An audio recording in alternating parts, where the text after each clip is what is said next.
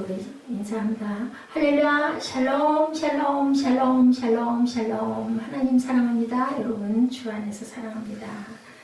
그러게요. 철야 예배들이 다른 교회들도 물론 찬양을 많이 하기는 합니다. 그런데 우리 교회처럼 예배가 시작해서 1시간 반이 지금 흘렀어요. 그죠? 그동안 기도하고 찬양하고 아마 1부, 2부로 나누는 그러한 그 교회들의 그 예배와 비슷하다는 생각이 듭니다. 그래서 우리는 기쁘게 또 부족한 부분 찬양해서 은혜 받고 또 기도하면서 또 나머지 사람들 은혜 받고 입술로 선포하면서 본인이 또 은혜 받고 정말 귀한 은혜와 역사. 그래서 우리는 또 다시 힘을 얻고 또 다시 씩씩하게 힘차게 또 한 주의 시작을 준비하는 그러한 주말을 맞게 되죠. 오늘 그리스도의 형상이 이루기까지 어디에? 우리 마음속에. 그 형상을 이루기 위해서 오늘 우리가 모여서 이렇게 함께 찬양하고 기도하고 그리고 말씀 선포하는 그런 시간, 또 이 갈라디아서 5장 16절에서 26절의 말씀을 통해서 이제 6장 한 장 남았어요. 통해서 우리가 또 새롭게 그리스도의 형상을 이루고 가는 귀한 은혜가 저와 여러분에게 있기를 주님의 이름으로 축복합니다. 잠깐 조금 잘라서 한번 보죠. 15절에서 18절 내용이 불변하는 약속이라고 나타나 있습니다. 우리 함께 합독합니다. 내가 이르노니 너희는 성령을 따라 행하라. 그리하면 육체의 욕심을 이루지 아니하리라.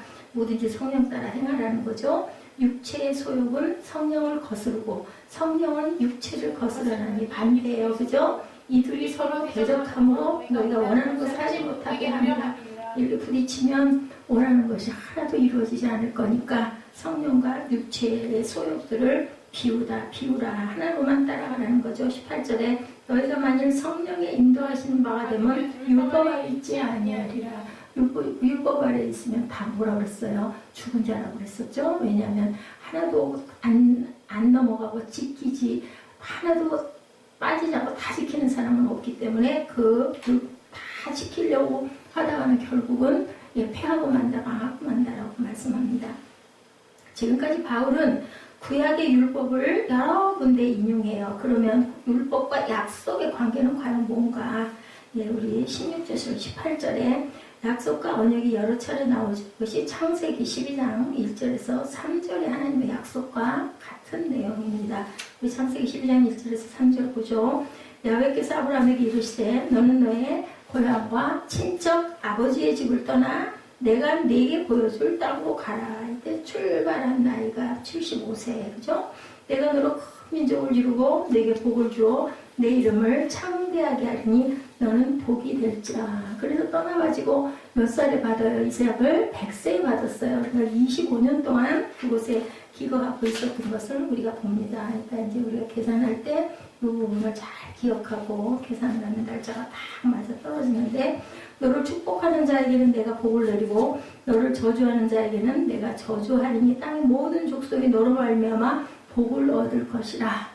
그러니까 아브라함을 축복하면 내가 그 사람에게 복을 줄 거다. 아브라함을 저주하면 내가 그 저주한 사람에게 내가 저주를 할 것이다. 그래서 땅의 모든 족속이 너로 말미암아 복을 얻을 것이다. 너만 축복하면 땅에 있는 모든 족속은 다 복을 얻을 것이다. 답을 딱 주시죠. 그리고 믿음으로 의롭게 됨을 갈라디아서 3장 6절에서 9절에도 똑같이 말씀했었죠. 아브라함이 하나님을 믿음에 그것을 그에게 의로 정하셨다 한 것 같습니다.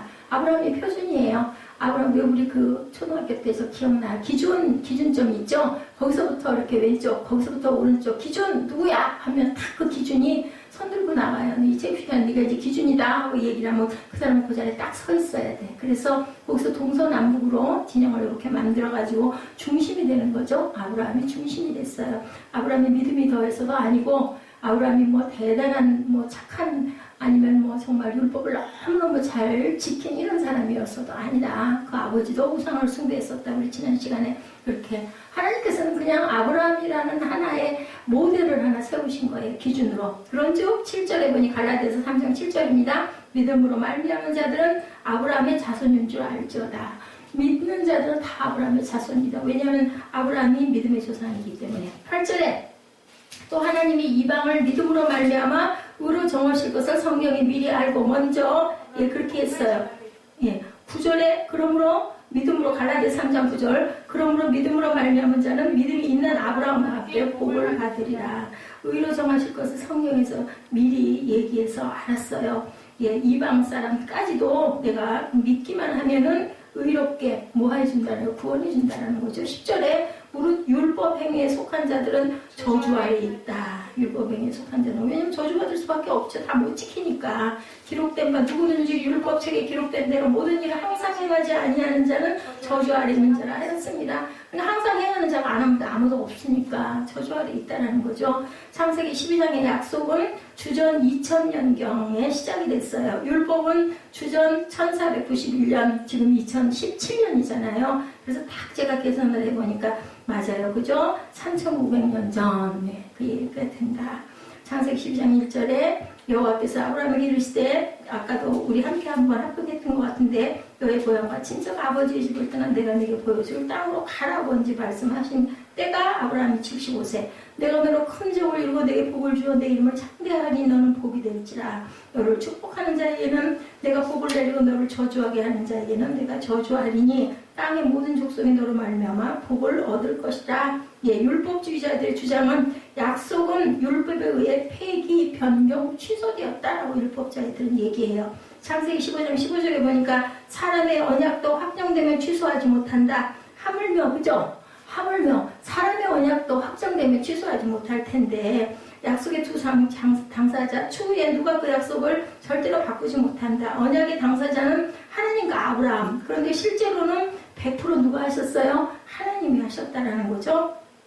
이 부분이 창세기 15장 12절에서 17절 사이에 나타나 있어요. 13절부터 보니 야훼께서 아브라함에게 이르시되 너는 반드시 알아라. 내 자손이 이방에게 계리되어 그들을 섬기겠고 그들은 몇 년 동안 400년 동안 내 자손을 괴롭힐 것이다. 창세기 15장 13절이에요. 그들이 섬기는 나라를 내가 징벌할지며 그 후에 내 자손이 큰 재물을 이끌고 나오리라. 너는 장수하다가 평안히 조상에게로 돌아가 장사될 것이요 해가 져서 어두울 때 연기나는 화로가 보이며 타는 횃불이 쪼갠 고개 사이로 지나가더라. 그죠? 예, 그 아브라함이 제단 쌓았을 때 이런 역사가 일어나죠. 그래서 갈라디아서 3장 15절에 보니 형제들아 내가 사람의 예대로 말하느니 사람의 언약이라도 예, 정한 후에는 아무도 폐하거나 더하게 하지 못하느니라. 이 약속들은 아브라함과 그 자손에게 말씀하신 것인데 여럿을 가리켜 그 자손들이라 하지 아니하시고 오직 한 사람을 가리켜 내 자손이라 하셨으니 곧 누구예요? 그리스도시라.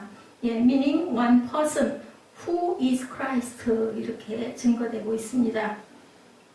16절에 보니까 8절의 약속은 아브라함과 그 자손에게 아브라함에게만 한 것이 아니다. 시의 역사가 이렇게 창세기 3장 16절에 정확하게 아주 명분지어서 나타나죠. 사탄의 시, 여자의 시, 가인과 아벨, 이스라엘과 이방 민족들, 알곡과 가라지 이 두 가지를 비교했어요. 그래서 창세기 3장 15절에 내가 너로 여자와 원수가 되게 하고 내 후손도 여자의 후손과 원수가 되게 하리니 여자의 후손은 내 머리를 상하게 할 것이요 너는 그의 발꿈치를 상하게 할 것이니라. 여자에게는 말하죠. 내가 네게 임신하는 고통을 크게 더하리니 내가 수고하고 자식을 낳을 것이며 너는 남편을 원하고 남편은 너를 다스릴 것이니라 하시고 그죠? 17절에 아담에게 얘기합니다. 내가 내 아내의 말을 듣고 내가 네게 먹지 말라 한 나무의 열매를 먹었은즉 땅은 너로 말미암아 저주를 받고 너는 평생에 수고하여야 그 소산을 먹을 거다. 그래서 아담과 하와가 각각의 벌을 받고 그렇게 해산의 고통 그리고 땀 흘려 수고해야 먹을 것을 거두어 가족을 부양하는 그러한 고통이 남편들에게는 따랐다. 그런데 중요한 것은 약속의 궁극적인 성취는 여러 씨가 아니라 한 씨 아브라함의 씨를 통해서다. 3장 17절에 아브라함과의 언약은 율법이 주어지기 430년 전에 이미 그리스도 안에서 확정될 것이라고 얘기합니다. 17절에 내가 이것을 말하느니 하나님께서 미리 정하신 언약을 430년 후에 생긴 율법이 폐기하지 못하고 약속을 헛되게 하지 못하리라. God then is to away with the promise. 이렇게 증거되어 있어요. 영어로 18절에 만일 그 유업이 율법에서 난 것이면 약속에서 난 것이 아니니라. 그러나 하나님이 약속으로 말미암아 아브라함에게 주신 것이다. 정확하게 갈라디아서 3장 18절에 이렇게 증거하죠. 그래서 아버지와 아들이 함께한 약속은 누구도 모세라도 취소하거나 무효할 수 없다. 430년의 수수께끼는 출애굽기 12장 16절에 이스라엘 자손이 애굽에 거주한 지 430년이라 똑같이 나타나 있고 이스라엘 자손의 머무는 기간은 430년이에요. 그래서 여기 보니까 머무는 기간이다 인 것이 소주닝이라고 나타나 있어요. 이것은 뜻이 정처 없이 다닌다. 아브라함이 갈대 우르를 떠난 시점이 바로 BC 1921년 갈대와 우르 이동부터 야곱의 이집트행까지 총 기간이 215년이 걸렸는데 아브라함이 75세에 출발해서 몇 살에 이삭을 낳았다고 100살에 그러니까 거기서 25년 살았죠. 그리고 이삭이 60세 되었을 때 야곱을 출생해요. 야곱의 이집트에 갈 때가 나이가 130대. 그래서 25 더하기 60 더하기 130은 215년이 딱 맞아 떨어진다. 저 이거 해석하느라 한참 걸렸어요. 머리가 안 들어가는 거죠. 그래서 그렇구나. 25년 동안에 가서 살았고 그리고 이삭이 60세에 야곱을 낳았고 야곱이 130세에 떠났으니까 그 기간들을 다 더하니까 215년이다. 그래서 본문 18절에 그 상속 유업은 율법이 아니라 약속에서 난다라고 이렇게 증거하고 있고 19절에서 21절에는 육신의 행위에 대해서 육신의 행위는 만들어내도 열매는 없다라는 얘기를 마가복음 7장 20절에서 23절 로마서 1장 29절에서 32절에도 같이 증거하고 있다. 19절에 보니까 마가복음 7장 19절에 보니까 육체의 일은 분명하니 아니 본문 19절이죠. 육체의 일은 분명하니 곧 음행과 더러운 것이다. 마가복음 7장 20절에 보니 또 이르시되 사람에게서 나오는 그것이 사람을 더럽게 하느니라. 그죠? 육체의 일은 분명하다. 곧 음행과 더러운 것과 호색이다. 오늘 본문 말씀이에요. 19절.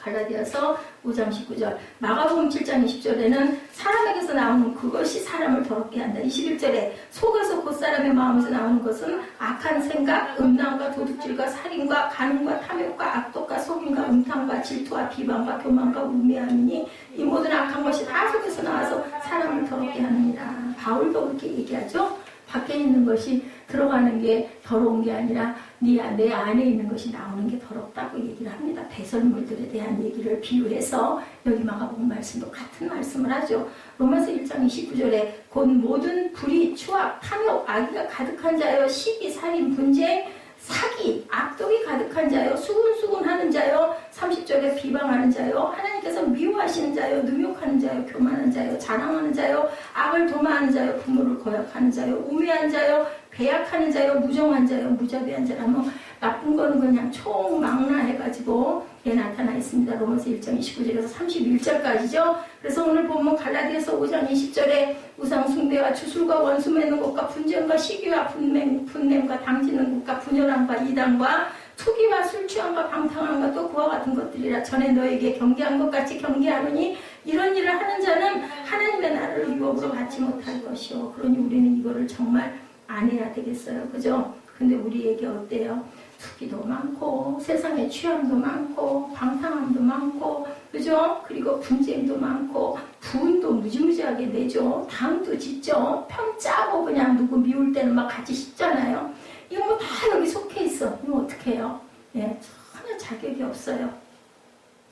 우리가 무언가를 사랑하는 것도 마찬가지다. 마술도 또한 자기만 옳다고 누군가를 증오하고 미워하는 것도 불화하는 것도 경쟁하는 것도 내가 이길 거야 하는 것도 진노하는 것도 다투는 것도 폭동을 일으키는 것도 이단이 돼서 파당을 만드는 것도 시기, 살인, 술 취함, 흥청거리는 것 모든 것들이 상습적으로 하는 사람은 이렇게 하는 사람, 상습적으로 하는 사람 거기에 우리가 딱 위로받는 부분이 있어요. 상습적으로 하는 사람. 제가 한 번 정도는 하나님 잘못했어요 하고 가가지고 발이 소리대로 빌고 눈두둑 흘리면 아유 그래 다음에 그러지 마라 이 녀석아 그리고 다독다독 등 두들겨 주시죠. 근데 상습적으로 계속하고 또 잘못했어요 또 하고 이러면 절대로 구원을 받지 못한다. 자, 우리는 여기서 우리 위로할 단어를 딱 찾아야 되죠. 상습적으로 하는 사람은 구원받지 못한다.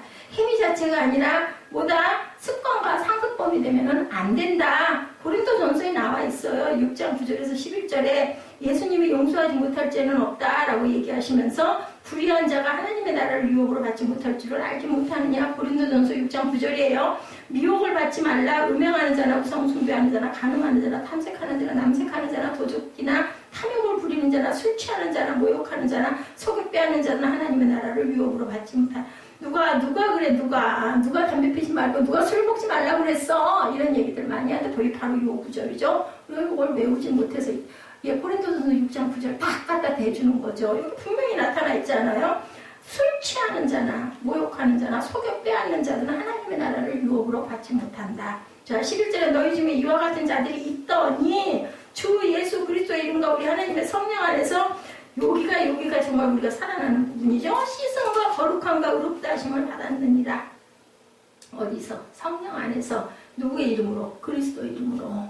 그리스도가 우리를 그 모든 것에서, 우리는 그럴 수밖에 없는 인간이지만 하나님이 잘못했어요 했을 때 우리를 구원을 해주신다. 의롭다 하심을 받았다. 칭의가 됐다는 거죠. 반대로 말하면 성령님의 인도를 받는 사람은 결코 이런 일을, 여기도 또 아주 기가 막혀, 항상 하지는 않는다. 어쩌다 잘못할 수도 있지만 계속 하지는 않는다는 거죠. 이런 습관을 버리려면 십자가에 우리의 모든 그 정욕을 못 박아야 된다. 우리 너무 잘 아는 말씀이죠. 2장 20절, 6장 14절에 나타나 있습니다. 갈라디아서 6장 14절 보죠. 그러나 내게는 우리 주 예수 그리스도의 십자가 외에 결코 자랑할 것이 없으니 그리스도로 말미암아 세상이 나를 대하여 십자가에 못 박히고 내가 또한 세상을 대하여 그러하리라. 세상이 나를 대하여 십자가에 못 박히고 내가 또한 세상을 대하여 그러하리라. 우리를 못 박는 것이 아니라 뭐를 못 박아라? 육신을 못 박으라. 로마서 6장 11절입니다. 이와 같이 너희도 너희 자신을 죄에 대하여는 죽은 자여 그리스도 예수 안에서 하나님께 대하여는 살아있는 자로 여길지니라. 그죠? 우리는 육신에게 빚진 자가 아니다. 로마서 8장 12절입니다. 그러므로 형제들아 우리가 빚진 자로도 육신에게 져서 육신대로 살 것이 아니니라. 육신에게 빚진 거 없어. 그러니까 육신대로 살아서는 안 돼. 13절에 너희가 육신대로 살면 반드시 죽을 것이로되 영으로서 몸의 행실을 죽이면 살리니. 로마서 13, 14절에 오직 주 예수 그리스도로 옷 입고 정욕을 위하여 육신의 일을 도모하지 말라. 제가 중간중간 다시 얘기하는 건 아직 못 찾는 분들, 또 잊어버렸을까봐 기억하라고, 또 저도 다시 기억하기 위해서 이거를 정확하게 저는 기록을 해놓지 않으면 막 뒤집어 섞여가지고 이거 본문인지 로마서인지 갈라디아서인지 아니면 뭐 다른 히브리서 부분인지 착각을 하고 모를 때가 있어요. 빨리빨리 지나가기 때문에. 여러분도 혹시 가다가 잘못된 부분에 표기가 나왔으면 이게 기록하다가 잠깐 착각과 혼동이 있었구나라고 이해하시기 바랍니다. 갈라디아서 5장 22, 3절이죠. 성령님의 일, 우리 대신 율법을 성취하신다. 육신을 이긴다. 그리고 열매를 맺는다라고 나타나 있습니다. 갈라디아서 5장 22절이죠. 오직 성령의 열매는 사랑과 희락과 화평과 오래 참과 자비와 양성과 충성과 온유와 절제니 이 같은 것을 금지할 법이 없느니라. 성령의 열매가 얼마나 좋아요. 그죠?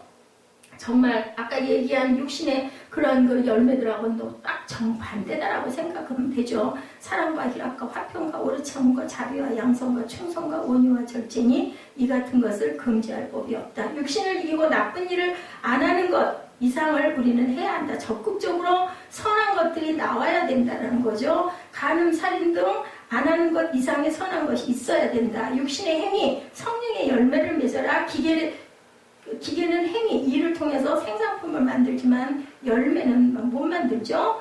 열매는 반드시 어디에서 나온다? 생명에서 나온다. 성도의 경우 그리스도의 생명이 내 안에 있게 되는 거죠. 행위, 수고, 노동, 스트레스, 노력이죠. 열매는 온유, 부드러움 안에 씨가 있어 또 자라게 한다. 생명이 있는 것은 반드시 자란다는 거죠. 그래서 교회가 생명이 있으면 거기서 뭐가 됐든 어떤 작은 싹이라도 자라지 그대로 있어서는 안 된다. 웅덩이의 물이 고이면 썩죠. 그래서 자라가야 된다라는 얘기를 합니다. 그래서 우리는 열매를 더 많이 맺어야 한다. 요한복음 15장 2절에 증거합니다. 그리고 5절에도 증거했습니다. 성령의 열매는 성도의 구원을 얘기한다. 로마서 1장 13절 거룩한 생활을 얘기한다. 그리고 헌금 등 로마서 15장 26절에서 28절에 나타나 있습니다. 우리 로마서 6장 22절 한 절만 보죠. 그러나 이제는 너희가 죄로부터 해방되고 하나님께 종이 되어 거룩함에 이르는 열매를 맺었으니 그 마지막은 영생이라. 여기가 중요하죠. 마지막은 영생이라. 뭐를 맺으면? 거룩한 열매를 맺으면. 그러면 영이 살아있어야 열매를 맺겠죠. 아까 얘기했죠. 이 행위들은 결국은 수고, 노동, 스트레스, 노력 등인데 이걸로는 열매가 맺어지지 않는다. 반드시 열매는 생명에서 나온다. 그렇기 때문에 그 열매를 맺으면 마지막은 영생. 영생이 그 생명이잖아요. 우리에게 영생이 주어지는 거는 열매가 맺은 거죠. 선한 행위에 대해서 골로새서 1장 10절에 대해서 말씀합니다. 주께 합당하게 행하여 범사에 기쁘시게 하고 모든 선한 일에 열매를 맺게 하시며 하나님을 아는 것에 자라게 하시고. 중요하죠? 하나님을 아는 것. 아는 것이 우리가 자라가는 것이다. 그렇다고 해서 성경 말씀만 막 둘둘 외운다고 해서 우리가 자라가는 건 아니에요. 그죠? 말씀의 은혜를 받았으면 그것에 감동을 받고 실천할 줄 알아야 된다는 거죠. 히브리서 13장 15절에도 함께 얘기합니다. 그러므로 우리는 예수로 말미암아 항상 찬송의 제사를 하나님께 드리자. 이는 그 입술을 증언하는 입술의 열매니라. 우리가 입술로 고백하는 게 이렇게 중요하다. 그렇기 때문에 우리가 음악 교육을 제대로 받지 않고 성악을 제대로 전공하지 않았어도 우리는 가사라도 틀려도 곡조가 틀려도 대회 나가서는 낙선이 되겠지만 대회가 중요합니까? 하나님의 은혜를 입으려면 우리는 입술로 항상 고백해야 된다. 입술의 열매가 맺히기 위해서. 그죠? 그 입술을 증언하는 입술의 열매니라라고 얘기합니다. 우리가 찬양의 제사를 이래서 드려야 된다. 갈라디아서 5장의 성령의 열매는 성품의 변화를 뜻하고 있습니다. 대부분의 그리스도인들이 성령님의 선물을 우리가 간구하죠. 뭐를 방언, 대언, 예언, 신유, 가르침, 통변 이런 것들에서 나타나 있는 이런 열매들을 우리는 굉장히 사모합니다. 그런데 선물보다 열매를 우리가 항상 갈구해야 된다. 왜냐하면 살아있어야 열매를 맺으니까. 행위나 노동이나 이런 걸로는 절대로 열매가 맺히지 않기 때문에 선물이 많으나 열매가 없으면 많은 경우 패망하고 만다라고 말씀합니다. 성령님의 열매들이 아니라 열매다. 복수가 아니라는 거예요. 우리가 생각할 때는 9가지 성령의 열매니까 9가지일 것 같은데 아니에요. 딱 성령의 열매 하나 안에 여러 가지의 성품들이 들어있다. 이한나 안에는 이러이러한 성품이 있어야지 이런 이한나도 있고 저런 이한나도 있고 아니라는 얘기 쉽게 얘기를 해서 그죠? 사람이 고린도전서 13장 우리가 너무 잘 아는 말씀이죠. 4절에서 8절 우리 찬양도 너무 많이 하고 오래 참고 온유하며 시기하지 아니하며 자랑하지 아니하고 교만하지 아니하며 무례행하지 아니하며 자기의 유익을 구하지 아니하며 성내지 아니하며 악한 것을 생각지 아니하며 불의를 기뻐하지 아니하며 진리와 함께 기뻐하고 모든 것을 참고 믿고 바라고 견딘다. 아유 이게 성령의 열매는 이렇게 맨 뒤에 보니 그냥 아픈 것들만 나타나 있어. 모든 것을 참고 바라고 그리고 믿고 모든 것을 견디라. 맨 마지막에 견디기가 진짜 힘들어요. 그죠? 이게 맨 끝에. 저는 요걸 못해. 맨 끝에.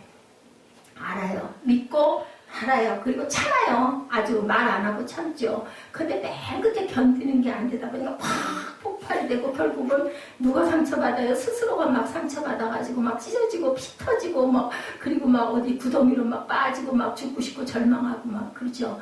이게 아주 중요한 거. 우리 정말 중요한 거 끝까지 참아야 돼. 끈질게 해야 된다는 겁니다. 그래서 8절에 보니까 사랑은 언제까지나 떨어지지 아니하되 예언도 패하고 방언도 붙이고 지식도 패하리라 이렇게 증가하고 있습니다. 그 모든 게 다 소용없어. 사랑 하나면 모든 게 다 완성이 된다. 네, 맞아요. 사랑했을 때는요 모두 다 용서해줘요. 무슨 말을 해도 그냥 코를 비틀고 상대방 귀를 잡아 끌고 때리고 보니까 어디 보니까 그런 사람들은 여성이 남성을 걷어차고 그 힐 신은 발끝으로 그 발가락을 꽉 밟으면 얼마나 아프겠어요. 진짜 눈에서 불이 나죠. 이렇게 하고 주먹으로 치고 그러는데도 이 남자는 싱글싱글 웃어요. 그리고는 자기 친구한테 가서 물어봐요. 여자한테 매를 맞았는데 그 매를 맞는 게 쉽지 않은 거 이거 뭐야? 그랬더니 너 또라이 아니야? 라고 말을 듣더라고요. 너무 좋으니까. 그럴 수 있다고. 근데 만약에 둘이 안 좋아졌어. 이제 시들해졌어. 미워.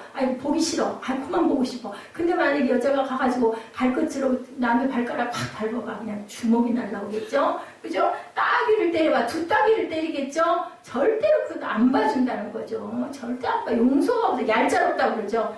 그런 거죠. 두 번째, 기쁨입니다. 빌립보서 4장 10절에서 20절이죠. 해피니스가 아니라 여기서 조이라는 걸 꼭 알아야 된다. 바울과 실라 사건 여러분 아시죠? 옥문이 열리죠? 뭐 했을 때? 찬양했을 때. 그 사건, 이게 바로 기쁨. 너무 기쁘게 찬양하니까 기적이 일어나는 거죠. 여기에서 기쁨은 해피니스가 아니라 조이다. 그래서 되도록이면 성경 안에서 우리가 얘기할 때는 행복하게 해주십시오 하지 말고 복되게 해주옵소서 그렇게 얘기를 하는 게 저는 성경적이라고 생각을 합니다. 근데 많은 사람들이 행복을 원하고 기도 제목 쓰실 때도 그 부분이 나와 있을 때는 교정을 하면서 복되게 이렇게 바꾸는 게 좋습니다. 빌립보서 4장 10절이죠. 내가 주 안에서 크게 기뻐하면 너희가 나를 생각하던 것이 이제 다시 싹이 나미니 너희가 또한 이를 위하여 생각을 하였으나 기회가 너희들이 없었다.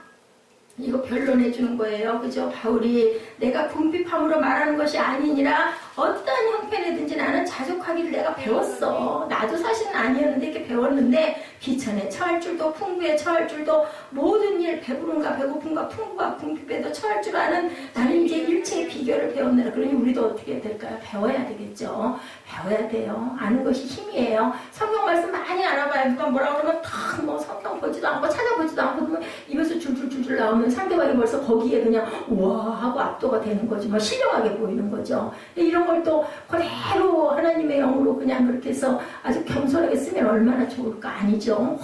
막 거들을 피우죠. 그것 좀 들리냐 니가 막 이러면서 그러면 그 앞에가 벌써 기가 죽어요. 그냥 주눅이 들어가지고 또 뭘 물어보려고 저러나. 아니 그렇게 안 되겠냐고. 그러니 우리는 뭐에 묶여야 올무에 묶이게 됩니다. 그래서는 안 된다는 거죠. 근데 바울은 다 얘기하죠. 나 배웠어. 나도 원래부터 잘한 게 아니고 나도 이거 어떤 형편이든지 자족하기를 배운 거야. 너희가 이를 위해서 10절이 너무너무 고마워요. 빌립보서 4장 10절이 생각을 하였으나 기회가 없었을 것이야. 너희도 생각했지. 그래서 내가 궁핍해졌었어. 그럴 때 그래 보다 보니까 이러이러한 비결을 나도 배워서 이제는 내가 능력 주시는 자 안에서 내가 모든 것을 할 수 있다는 걸 나도 깨달았다. 우리가 알아야 된다는 거죠. 예, 아까 얘기했죠. 이게 조이라고 해석해야 된다. 사도행전 16장 25, 6절이죠. 한밤중에 바울과 실라가 기도하고 하나님을 찬송하며 죄수들이 듣더라. 예, 갑자기 큰 지진이 나서 옥토가 움직이고 문이 열리고 모든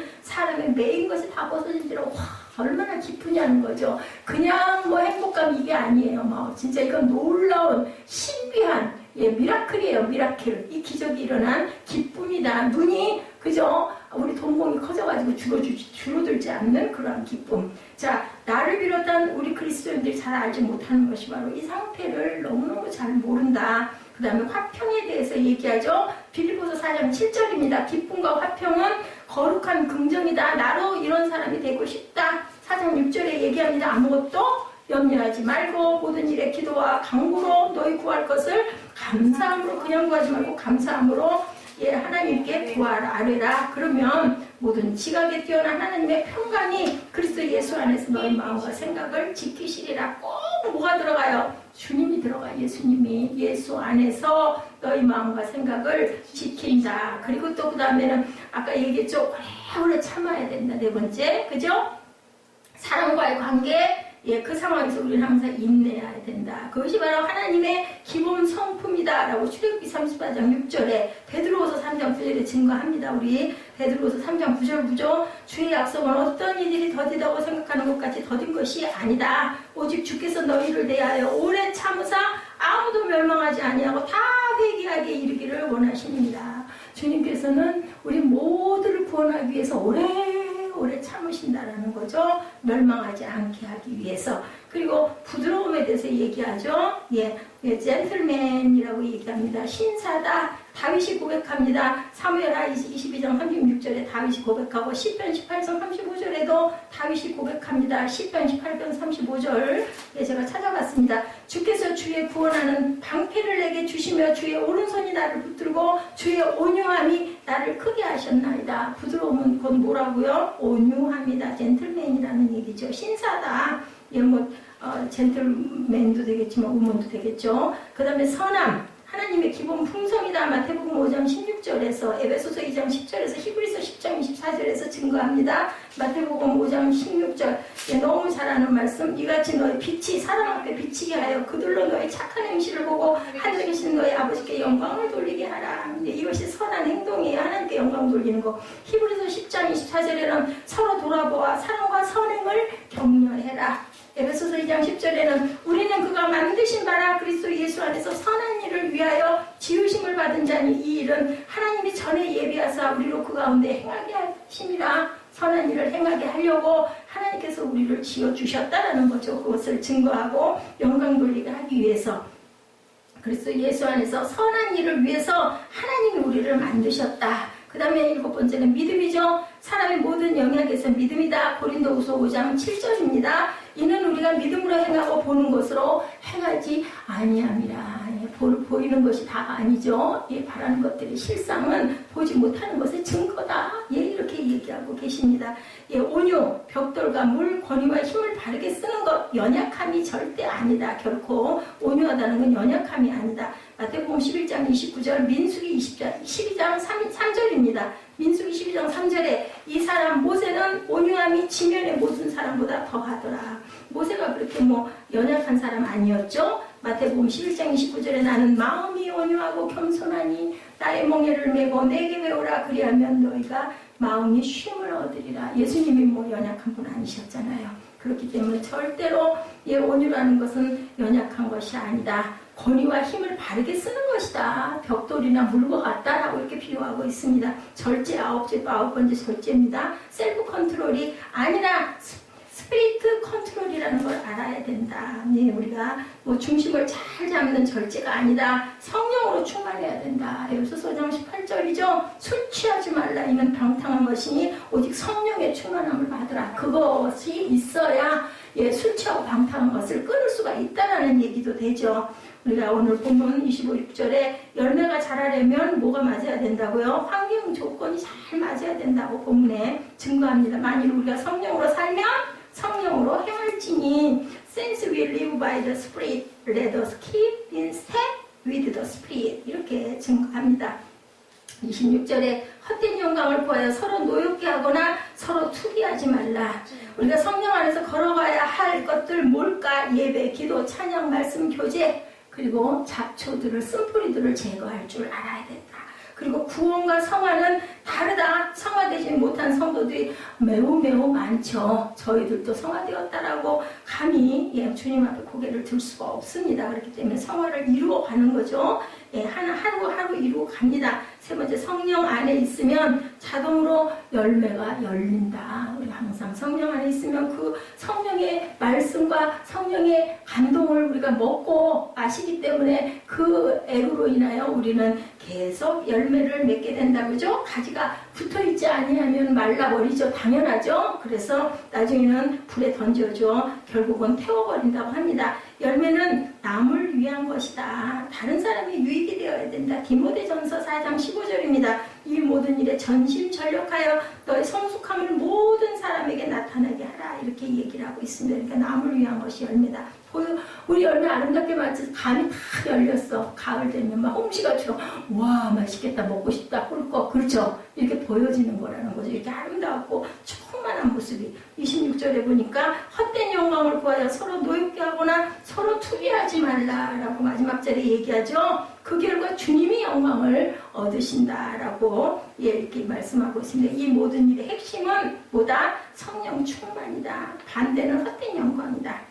지식, 유대인의 혈통이라고 자랑하는 거, 지위, 전통, 그죠? 정통은 맞는데 전통은 바뀌어간다고 얘기했죠? 변해지는 건 절대로 진리가 아니다. 그리고 진노와 시기 등이다라고 이렇게 말씀합니다. 이게 26절의 내용이에요. 헛된 영광, 시기, 그죠? 서로 노엽게 하고 투기하지 말라. 너희 속에 그리스도의 형상을 우리는 이렇게 이뤄가야 된다라고 주님께서 말씀합니다.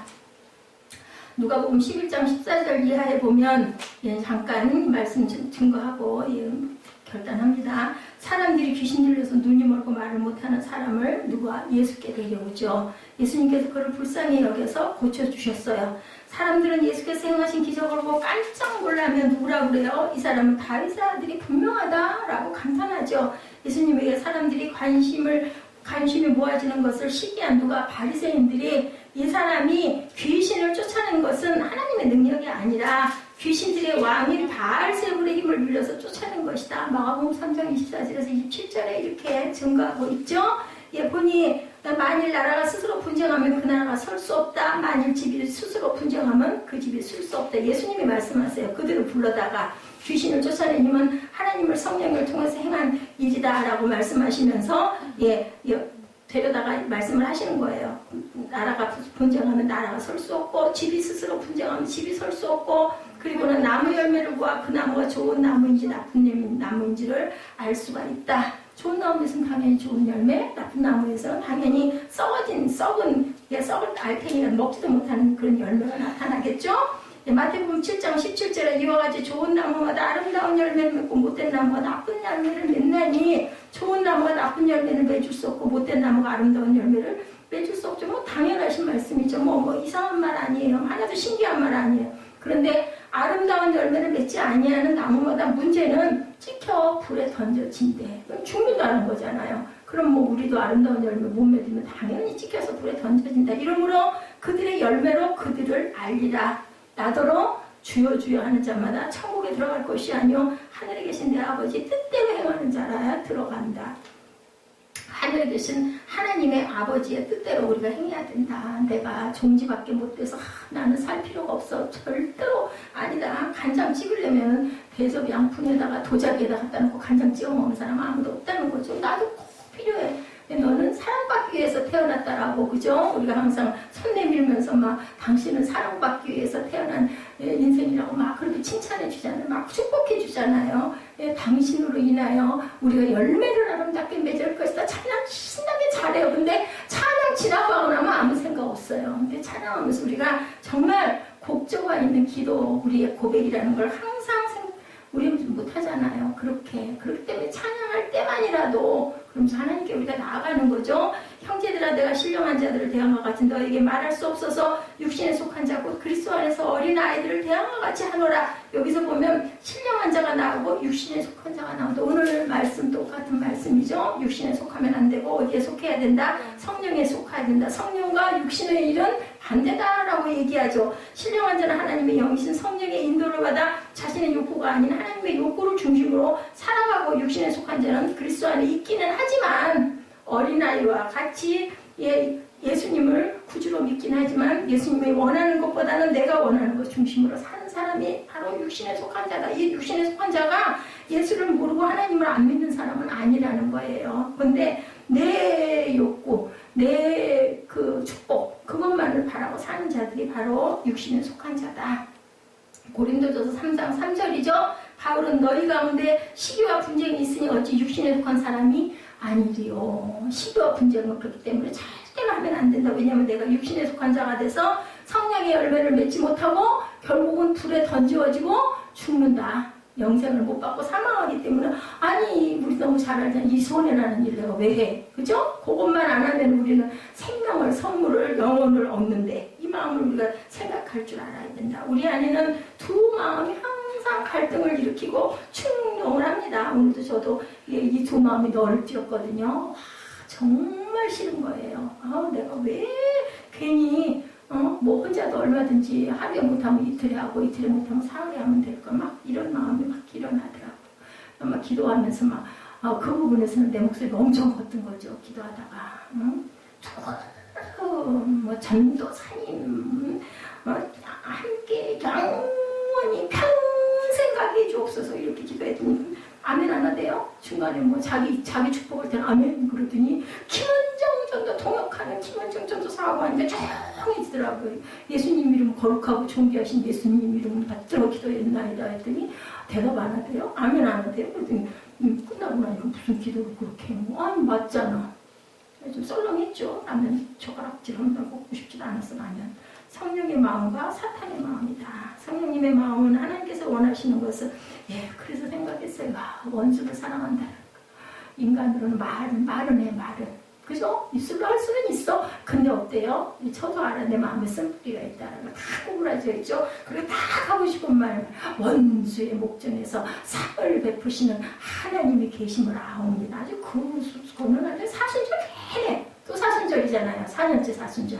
사순절만 되면 저는 그냥 아주 그죠? 막 그냥 그 기억이 막 떠오르는 막 정말 몸이 불불 떨려요. 진짜 많이도 울어서 첫 해는. 둘째에는 조금 덜 울게 되고, 뭐 지금은 뭐 우나요, 룰랄라 막 되도록이면 재밌고 즐거운 생각, 즐거운 거 보려고 애를 쓰는데 그 쓴뿌리가 바닥에 딱 있는 거예요. 그럼 그 사람을 좀 안 보면, 그죠? 그렇게 세월이 가면서 잊어버려질 건데, 그것도 못하시 하나님 허락을 안 하셔. 내가 약하기 때문에 자꾸 도움을 받으면서 전에는 저 인간이 저랬는데 지금은 저렇게 썰렁하네 이런 생각을 안 하려고 해도 자꾸만 나는 거죠. 내가 몸이 이렇게 아프고 내가 이렇게 나쁘다는데도 전혀 어이구 소리 한마디로 그냥 끝. 그죠?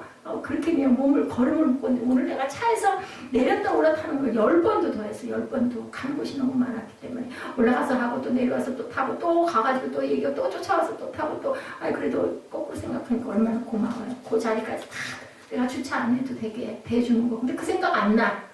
어쩌면 한 번도 지가 좀 대신 좀 명찰 그거 가서 박아갖고 오는 거 내가 가서 해갖고 이렇게 좀 있어 해주면 안 될까? 이런 마음 드는 거죠. 그거 나쁜 거죠. 이런 군림을 하면 성령의 열매가 맺히지 못한다라는 거. 그렇게 되면 우리가 갖다가 불에 태워서 갖다 버려지게 되고 우리가 죽게 된다는 것을 항상 생각해야 되는 그냥 주먹이 가까운 거야. 그죠? 그 법은 멀어. 그렇기 때문에 울컥하는 마음이 그러니까 얼굴 표정이 좋겠어요. 그럼 상대방은 어떻겠어? 지금 그냥 편하게 있어도 좋을 걸. 아침 대바람부터 일어나가지고 오늘 강의도 없고 수업도 없는데 7시부터 일어나가지고 몸 닦고 어우 얼마나 젠틀인지 몰라요. 냄새 이만큼도 없어. 옛날에 그 모습은 없어. 아주 뭐 그렇게 해서 이빨 먹자마자 닦아야 되고 몸에 안 좋은 건 안 먹어야 되고 얼마나 진짜 뭐라고 해요? 그거 아주 거룩을 나타내려고 아주 그냥 모범으로 가끔 생각해봐. 그래 뭐 한 여자 만나가지고 인간이니까 껍데기로 해도 저렇게 변하면 껍데기에서 냄새 나는 것보다는 그래도 껍데기에서 향내 나는 게 일단은 그죠? 속은 어떻게 됐든 간에 뭐 그러고 뭐 나는 뭐 몸에서 뭐 향내 나나 냄새 날 때도 많지. 그렇게 생각이 들긴 하더라고요. 맞아. 그 인간도 장점이 있고 나도 장점이 있고 그렇게 뭐 하나님이 보시기에는 쌤쌤이죠. 도토리 키재기지. 아이고 니들 뭘 네가 잘했니 내가 잘했니 하니 니들은 다 그냥 내 새끼야. 요즘은 저놈이 잘하고 요즘은 네가 잘하고 그거 이해하고 믿고 그냥 둘이 하나 돼서 참 용서하고 그죠? 제가 그래서 아까 그랬잖아요. 나보다 나는 싫으면 거기 안 가. 왜 가? 근데 그거 뭐 법인지 뭐 애 생각해서인지 모르지만 와갖고 하루 종일 하고 또 마음은 뭐 꿀꿀하고 뭐 눈치는 못 느끼겠어. 파장으로 느끼지. 저게 또 마음에서 안 좋아가지고 섭섭해서 졌다이네 뭐 이런 생각. 옛날 같으면 싹 와갖고 뭐 손도 잡아주고 뭐 어깨도 뭐 이렇게 해주면 또 싹 풀리지 바보같이. 지금은 전혀 없죠 그게. 그래서 사랑할 때랑 안 사랑할 때는 이렇게 차이가 나는데 말 2번만 반복하면 다 듣기 싫어해요. 왜 한 번만 하지 2번씩 했느냐고 이렇게 얘기하죠. 잘 참는구나. 그래도 이 다음에 아들한테 대접받으려니까 그러나 뭐 이런 마음. 아니 안 좋아 그냥 오늘 종일. 그러니 뭐 열이 안 나고 혈압이 안 높을 이유가 뭐가 있냐고. 원장님한테 아니 약을 배로 먹었는데 왜 혈압이 더 올라갔어요? 그랬더니 그러게 이거 어떡하나. 참 재밌는 양반이에요. 아니 뭐 걱정할 거 뭐 있어. 좀 보다가 안 되겠다 싶으면 혈압 더 센 걸로 먹으면 되지. 더 센 걸로 먹으면 되고 몸 상태가 안 좋으면 그럴 수도 있고 뭐 조금 좀 지나고 만든 혈액 검사를 좀 해봤는데 제가 이게 감기가 아니라 뭐든 다른 병 아니냐고들 얘기해요. 몸에서 한기가 지금도 막 몸속에서 한기가 나거든요. 주사 맞아. 그리고 스트레스를 받지 마. 스트레스 그게 제일 나쁘고 그리고 음식은 짜게 먹지 말고 뭐 너무 잘하는 얘기죠. 근데 정말 어려운 문제예요. 생각해봐서 내가 음식을 짜게 먹는구나. 맨날 김치 넣어가지고 지글지글 끓여가지고 그냥 먹으니 얼마나 짜요. 그죠? 스트레스는 뭐 그냥 잠자는 시간도 잠도 못 자고 스트레스를 받으니 아니 뭐 미용실에서도 그러는 거예요. 어머 머리가 엄청 작아졌어요. 머리가 무지 빠지셨네요. 근데 뭐 무슨 뭐 중앙에 빠지는 이런 푹 패이는 이런 그런 그 머리 빠지는 게 아니라 그 탈모 현상이 아니라 아주 골고루 빠지셨어요. 얘기가 잠 많이 주무시고요. 머리에다가도 영양제 같은 거를 많이 발라주고 해야 된다고 많이 주무시라고 해서 내가 안 좋은 것만 하면 안 좋네. 그죠? 안 좋은 거 하니 머리 당연히 빠지죠. 뭐 그걸 가지고 아이고 하나님 어떡해 나 머리가 이것밖에 없어 이러다가 대머리 되면 어떡해. 말하면 뭐해. 네가 내 축복해서 머리 많이 줬는데 너 관리 잘 안 했잖아. 잘 안 길렀잖아. 할 말 없는 거예요. 뭐 지가 잘 안 해놓고 그래가지고 우리 바울 선사님은 계속 그래요. 하나님이 주신 거룩한 성전인데 잘 관리해야 되고 건강시켜야 되고 몸을 잘 돌보는 것도 충성하는 거라고.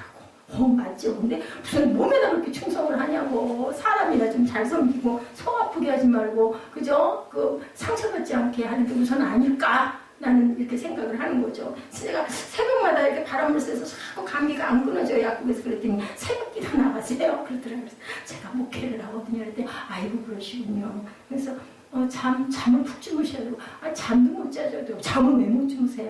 시간이 없어서 못 자. 아이고, 그러시구나. 하나님 기뻐하실까요? 그랬더니, 아이고, 기뻐하시겠죠. 속으로 기뻐하시긴 뭘 기뻐해. 마음속에 더러운 것들 잔뜩 넣어갖고 있으니까 그 분심으로, 그 혈기로 잠 못 자가지고 이 생각 저 생각 눈 빠지게 하다가 그냥, 새벽 예배 시간에는 깔딱 해가지고 꼭 그 시간 시끄러우니까 그냥 그저 알람 꺼버리거든요. 꺼버리고는 그 시간이 안 가는 거야. 5시 반에서 6시 30분이면 1시간이라고. 그래가지고 에이 아직 멀었잖아. 그러고는 뒤척거리다가 한 5시 한 50분쯤에서 깜빡 잠자다 보면 3, 40분 그냥 깜짝 놀라는 거죠. 무슨 목사가 저 따위냐고 스스로에게 얘기를 하는 거죠. 뭐 이유 여하를 막론하고. 그래서 참 감사해요. 그렇게 해도 전해야 되니까 막 진짜 뭐 1분 내로 옷 입고 1분 내로 와서 서가지고 숨도 안 고르고 또 그죠? 사도신경하고 하나님 보시면서 참 얼마나 정말 너 정말 어떡하냐. 어쩔 수도 없고 저쩔 수도 없고 한나야. 이제서 철이 들어가니 너무너무 힘들지. 언제부터? 젊을 때부터 훈련을 했어야지. 그러게 사실은 이 교회 그 일산으로 가려고 할 때 제일 겁난 게 가장 원하는 게 새벽 예배는 제일 겁나는 게 새벽 예배였어요. 내가 어떻게 힘들어. 무슨 말씀을 어떻게 전해야 되고 어떻게 그 시간에 교회를 쫓아와야 되지? 막 이런 게 두렵고 그러다 보니까 막 확 밀어붙여서 하지 못했죠. 그러고는 애문 사람은 잡은 거죠. 같이 계약하자니까 하필이면 기도원에 올라가가지고 오지도 않고 연락도 안 되고 싫다고 그러고 그거 다 핑계예요. 내가 정말 마음에 확 킹의 결단이 있었다면 주변에서 뭐라고 하든 말든 바울처럼 그렇게 결단하고 갔어야 되는 거죠. 결국은 성령의 마음과 사탄의 마음이 우리 마음 안에서 항상 싸우고 있다. 사탄의 마음은 자신이 원하는 것에 대해 집착하게 하고 세상의 것을 추구하게 한다. 아까도 언뜻 말씀 읽다가 그 생각이 나더라고요. 내가 원하는 것대로. 아까 제가 증거했죠. 그 세상 사람은 자기가 원하는 것대로 복을 받으려고 한다. 그럼 내가 원하는 거, 나 사랑받고, 나 전처럼 다 잘해주고, 나 덕거려주고, 막 이런 거 원하는 거. 하나님께서는 그걸 원하시지 않는 것 같아요. 혼자 네 스스로, 그리고 더 깊이 나를 더 많이 의지해라. 그래서 이런 상황을 주시는 게 아니겠나. 알면서도 또 사람에 대한 분별은 하는 거. 덜 돼서 그런 거죠.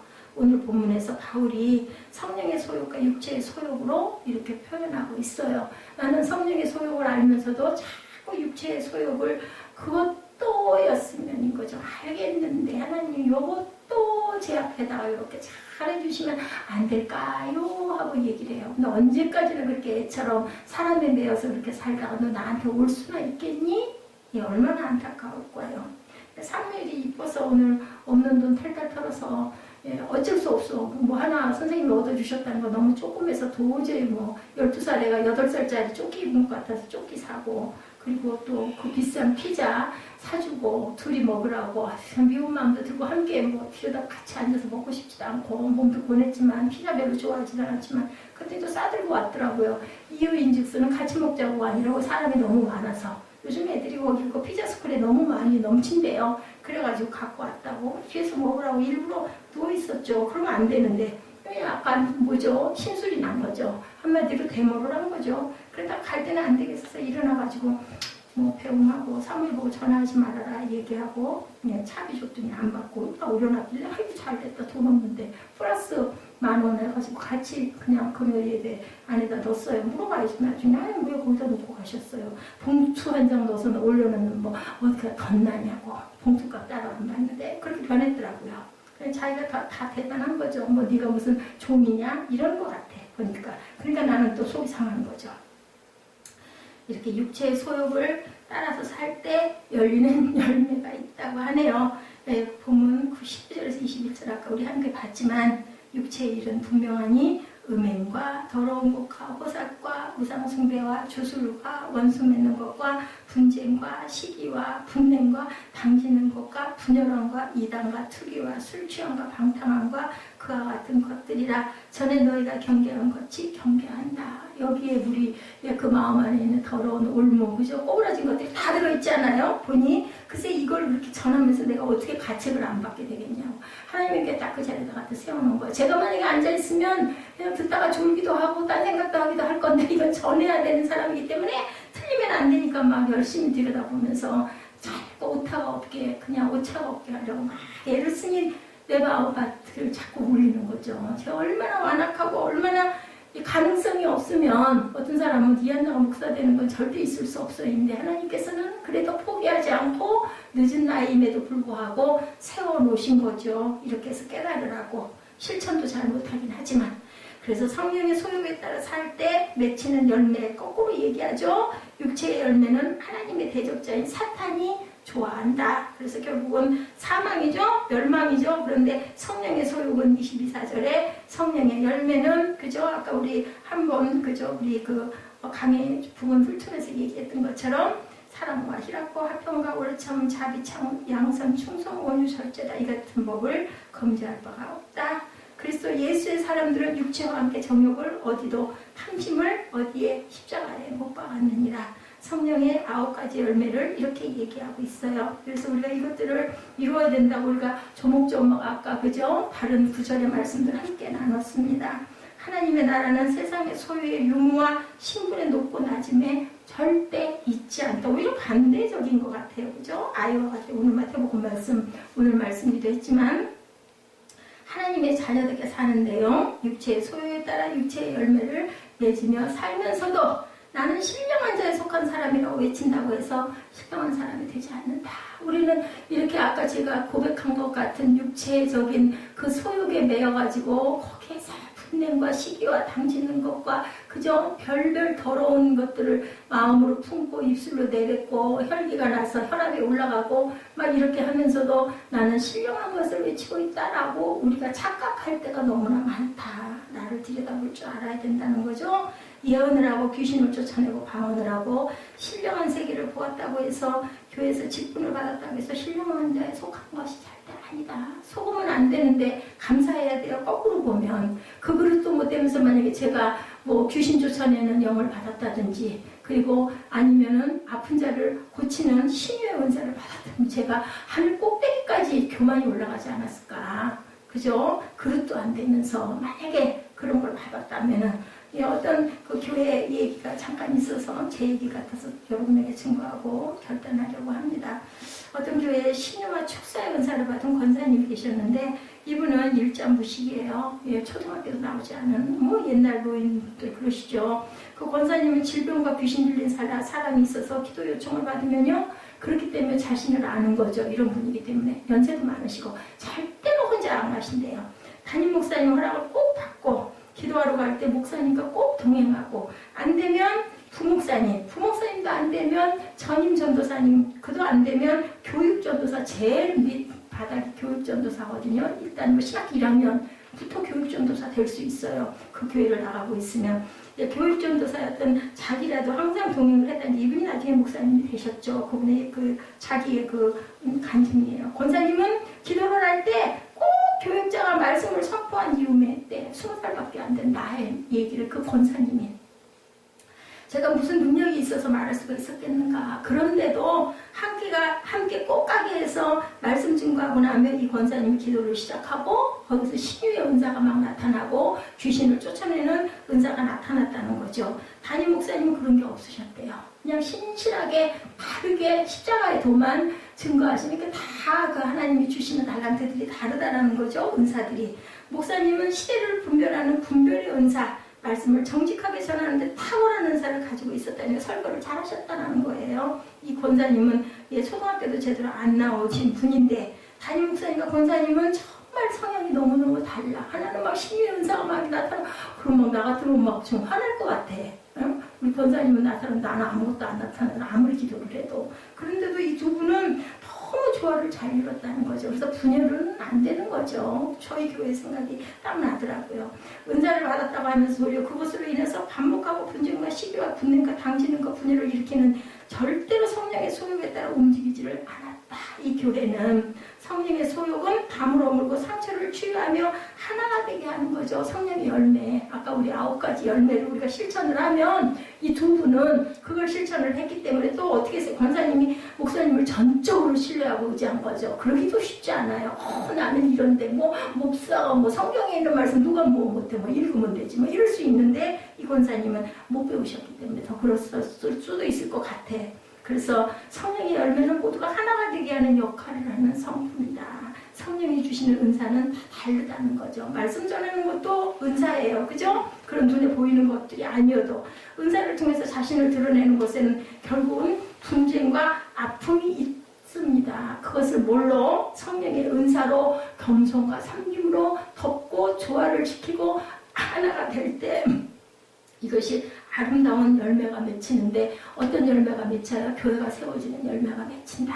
그걸 우리가 실천하지 못했구나. 성령을 사모하지 않으면 성령을 의식하지도 않죠. 내가 똑똑해서 내가 잘나서 내가 이러고 있지라는 생각, 교만밖에 일어나는 게 없죠. 사울왕은 어땠어요? 성령을 의식하지 않고 살아서 결국은 비참하게 죽죠. 하나님께서 떠나시죠. 하나님의 영이 떠나시죠. 사울왕은 이랬고 반면에 다윗왕은 성령을 사모했죠. 가장 두려워했던 것은 성령의 자신을 떠나는 것이 두려웠기 때문에 사울왕과 다윗왕은 성령이 떠난 사람과 성령이 함께하는 사람의 모델이라는 것을 우리가 알아야 된다. 자, 그래서 육체의 소욕을 중심으로 한 열매가 주렁주렁 달려있는 내 삶은 아닌가를 우리가 항상 돌아볼 줄 알아야 된다.